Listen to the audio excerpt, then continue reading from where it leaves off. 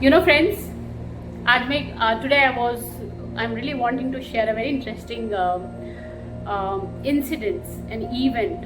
When I was there in law school, one of my professor, his name was Professor Ajappa, and he was around, I believe, 80 at that point of time, when I was 25 at that point of time, or 26.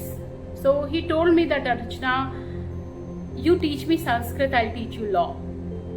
So you know what was my reply as a child? It's a young, enthusiastic girl. I just replied him back. I said that even if you don't teach me law, I'll teach you Sanskrit.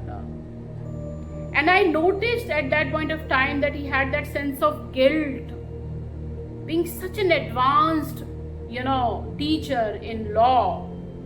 He was such a renowned academician, but still he had that inside him that he must have studied Sanskrit in his lifetime.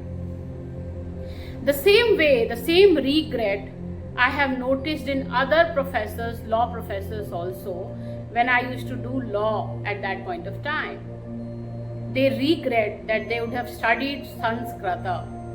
Even now, when I teach Sanskrit to so many participants all across the globe, some of them are 65, some of them are 70, some of them are 80.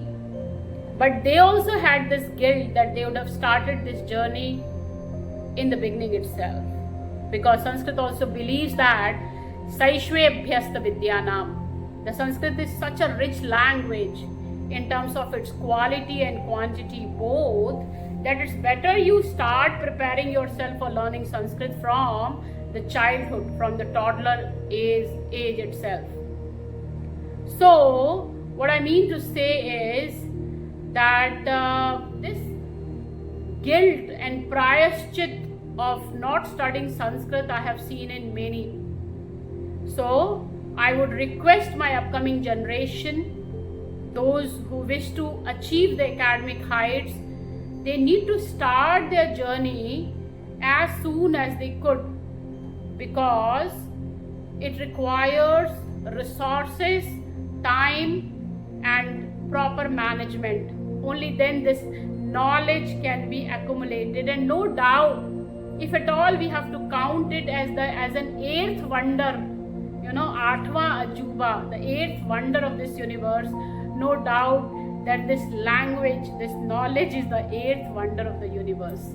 I have participants from all across the globe, and I feel that I'm so lucky that universe selected me for the cause. Thank you.